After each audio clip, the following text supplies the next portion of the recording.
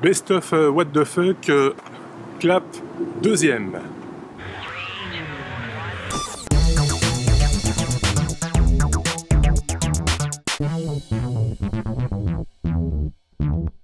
On démarre comme il se doit avec la lettre A. A comme Alcolo. Alcolo, c'était le cas par exemple de Drinky, le robot Alcolo, un petit peu porté sur la bouteille. Si vous-même êtes porté sur la bouteille, peut-être que vous aurez besoin de ce bracelet qui vous permet de savoir si vous avez trop bu. C'est en fait une start-up, Backtrack, qui vient de gagner un prix de $200 000 remis par l'Institut national sur l'abus d'alcool et l'alcoolisme aux États-Unis. En fait, ils ont inventé un bracelet connecté. Donc ça ressemble vraiment à un bracelet de montre. En fait, la fermeture avec la fermeture d'une montre. Oui, c'est ça, c'est un fermoir de montre comme ça. Pour ceux qui ne voient pas l'image, dont le dos est équipé d'un capteur qui va en fait analyser la transpiration de la personne qui le porte et qui va, grâce à ça, pouvoir identifier le taux d'alcool, mesurer le taux d'alcool de la personne, qui va pouvoir donc assez instantanément voir si elle a trop bu ou pas et si elle doit monter dans une voiture équipé par Google ou pas. Ça, ouais. Et donc, comme c'est un bracelet connecté, évidemment, on a l'application qui va avec. Donc tu viens de me faire penser à une autre bonne raison d'avoir des voitures sans chauffeur. Juste. Ouais. Donc, ce bracelet, on ne connaît pas encore le prix. On ne connaît pas encore le prix du bracelet. Mais voilà, c'est un bracelet qui s'appelle Skin. S-K-Y-N. C'est bien de le dire, effectivement. Il y a plein d'idées qui me viennent en tête. C'est incroyable. Parce que, non, mais c'est vrai que j'en reviens à la voiture sans chauffeur et à ce genre de truc-là. Ça peut relancer l'Oreca, la voiture sans chauffeur et ce type de bracelet, en l'occurrence. Donc, les emplois perdus chez les taxis, ils peuvent très bien se recycler ensuite en patron de bistrot, par exemple. Ben voilà, c'est des idées que je lance. Hein. Arrêtez de faire un rêve. Voilà, c'est un robot. Super.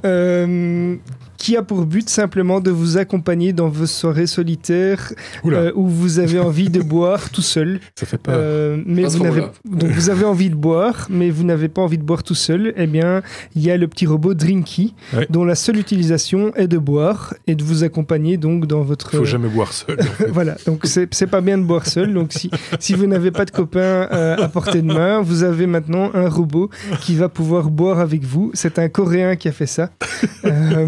Et donc, voilà, santé. c'est le petit truc. C'est ridicule. Mais c'est un robot qui est quand même assez poussé si vous voyez la vidéo. Hein, il est bien articulé, etc. Oui, il pourra faire que boire. Hein. Son seul objectif, c'est de boire. Et quand il a bu, il a les joues qui rougissent. Qui rougissent, effectivement. Et donc, rien n'est perdu. Hein, ça tombe dans un petit peu. On voit sa vessie. Oui. C'est rigolo comme tout. C'est mignon. Ça fait penser un petit peu les vieux trucs qu'on avait tous. Enfin, je sais pas si vos parents avaient cette espèce d'oiseau qui piquait du nez dans un verre qui se remplissait par capillarité. Il y avait un tuyau qui se remplissait, il allait de plus en plus loin. Un genre de truc un peu couillon comme ça. C'est exactement le même genre, sauf qu'ici c'est technologique. Voilà. Mes parents ne m'ont pas initié à me pochetronner, non. Non, bon, enfin, c'était les parents de mes amis, hein, c'est pas les miens. Je suis des amis. J'avais des amis alcooliques. On rappelle qu'il faut boire avec modération. Bien entendu. Mais surtout pour les jaunes comme moi. Oui, enfin, mais c'était de l'eau, là, en l'occurrence. À la lettre C, comme construction, qui aurait pu aussi être la lettre D comme démolition, hein, pourquoi pas, puisqu'il s'agit d'une démolition par erreur, apparemment causée, paraît-il, par Google Maps. Avant ça, ce que je vous propose de voir, c'est la construction, une autre construction, celle d'un CPU, quelqu'un qui s'est lancé là-dedans, dans son salon. Pourquoi ne pas construire votre propre CPU dans votre salon ? Bien sûr, évidemment. Mais rigole, il y en a un qui l'a fait. Ah oui. Il s'appelle James Newman, c'est un Anglais, il habite à Cambridge et c'est un type qui travaille dans l'électronique, donc il sait un peu de quoi il parle. Et il s'est mis en tête il y a quelques années d'en apprendre un peu plus sur le fonctionnement interne d'un CPU, sur les transistors, sur la manière dont les choses sont architecturées. Et donc sa curiosité l'a amené un peu loin parce que depuis 2 ans, il s'est lancé dans la construction de son propre CPU qu'il appelle le mégaprocesseur. Ouais. Alors le truc est quand même assez hallucinant. Parce que pour comprendre la manière dont l'information circule, il a reconstruit un processeur non pas à l'échelle où les processeurs sont construits aujourd'hui, mais vraiment à une échelle avec des composants discrets un à un soudés sur des circuits imprimés. Donc c'est un truc de fou. Ouais.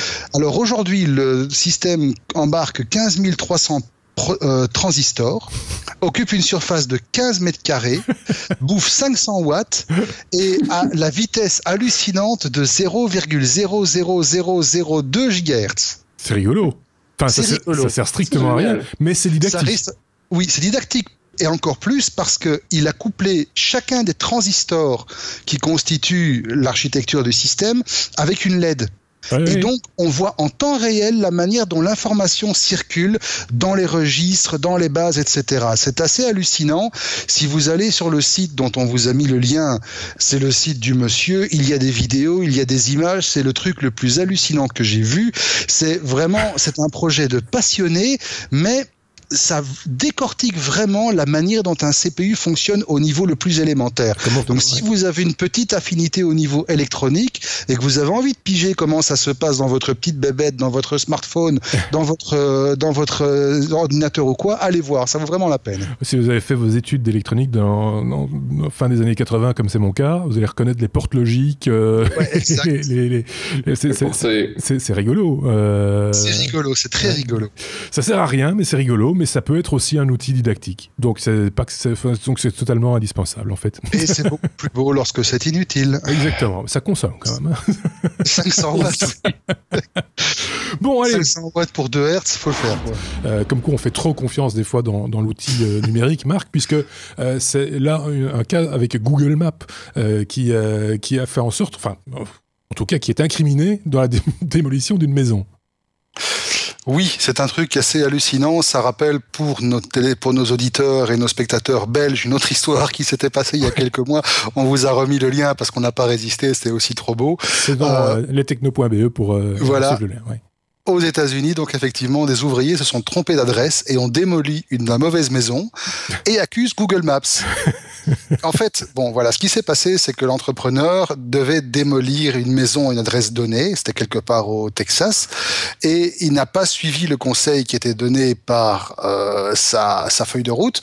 Il s'est basé sur Google pour trouver l'adresse. Et il a démoli le mauvais bâtiment. Donc en fait, ce qui se passe, c'est que les deux maisons qui ont été interverties étaient situées dans 2 rues différentes, qui portaient 2 noms différents. L'une c'était Cousteau Drive, l'autre c'était Calypso Drive. Mais Google Maps les indique au même endroit. Oui, Cousteau, Calypso. Bah oui, justement, voilà. Donc Google les incite, voilà. Et donc en fait, c'était 2 maisons qui avaient été touchées par des tornades. L'une était dans un état abominable et devait être abattue. L'autre avait été endommagée mais devait être réfectionnée. Ils ont mixé les deux et ils ont démoli la mauvaise. Et donc en fait, après avoir été questionné sur la chose, Google a reconnu son erreur dans un communiqué de presse officiel et a déclaré, donc Google Maps montrait effectivement des informations incorrectes pour les maisons en question, les 2 adresses menaient au même endroit sur Google Maps, nous assumons l'erreur, etc.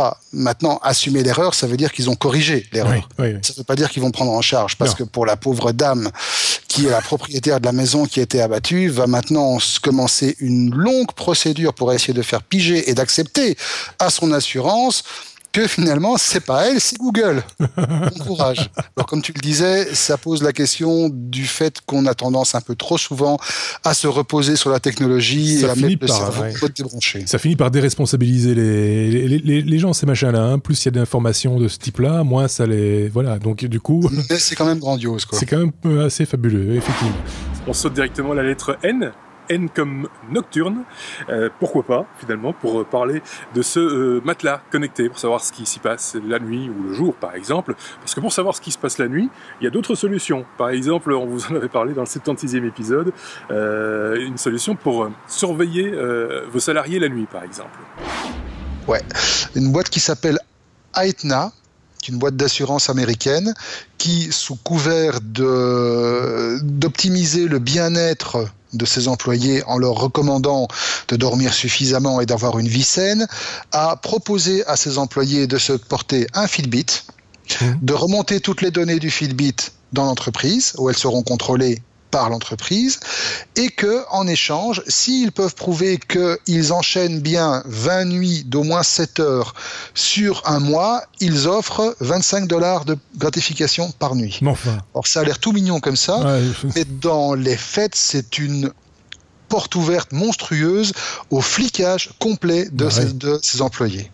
Alors évidemment, ça a fait scandale, on s'en doute, mais le nombre de personnes qui étaient prêtes à signer pour avoir leur Fitbit et éventuellement leur $25 par nuit, bon, c'est plafonné à $500 par an, était quand même assez conséquent. Ouais. Donc encore une fois, qu'est-ce que les gens sont prêts à donner pour avoir un peu de fric en retour? Oui, autant le côté amoral du côté de l'entreprise qui veut fliquer tout le monde de manière perpétuelle, autant de l'autre côté les employés qui sont là après à vendre père et mère uniquement pour avoir un petit trawet sur le chèque à la fin du mois. Si on pouvait avoir la certitude que c'était pour la bonne santé des employés, on pourrait encore imaginer que c'est vertueux, mais là c'est même pas le cas, donc voilà.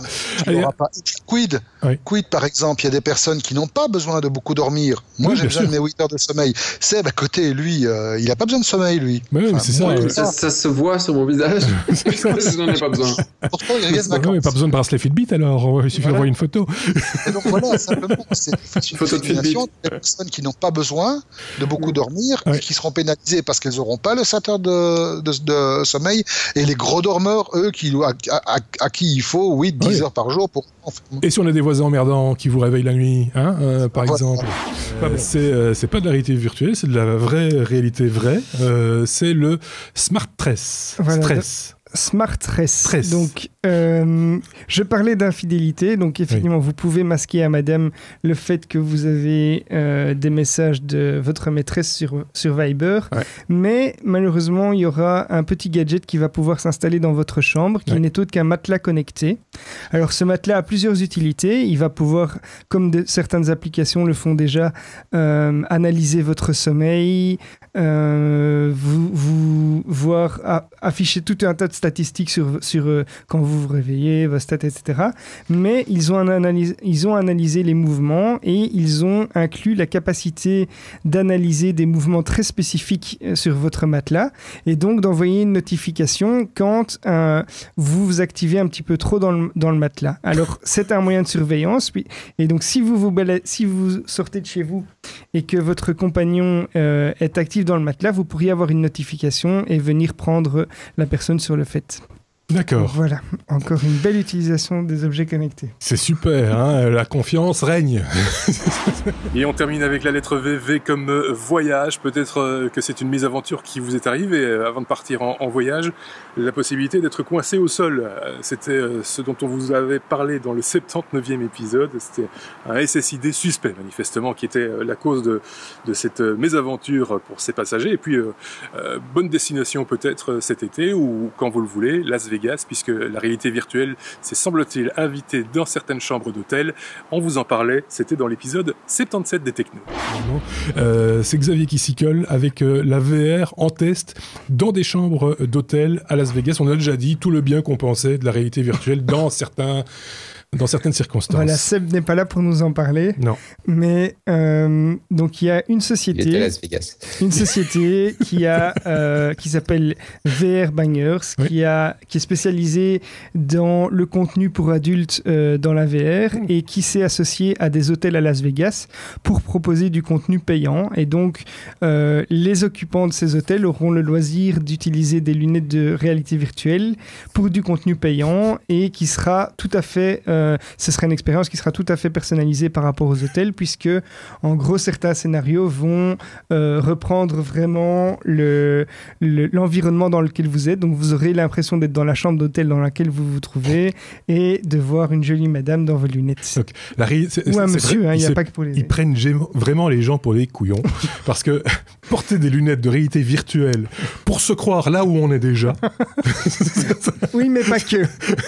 Avec un petit supplément d'âme, on va dire ça comme ça. Enfin, c'est quand même un peu. Ouais. Enfin, c'est une grosse perte de revenus pour les hôtels quand le Wi-Fi est arrivé et a remplacé la télévision payante. Effectivement. Les gens prenaient un film et puis voilà. Et qu'il était de bon ton en plus d'offrir le Wi-Fi gratuit en plus. Donc, je me demande s'ils ne le limitent pas quand même dans les hôtels. Ce serait malin en tout cas.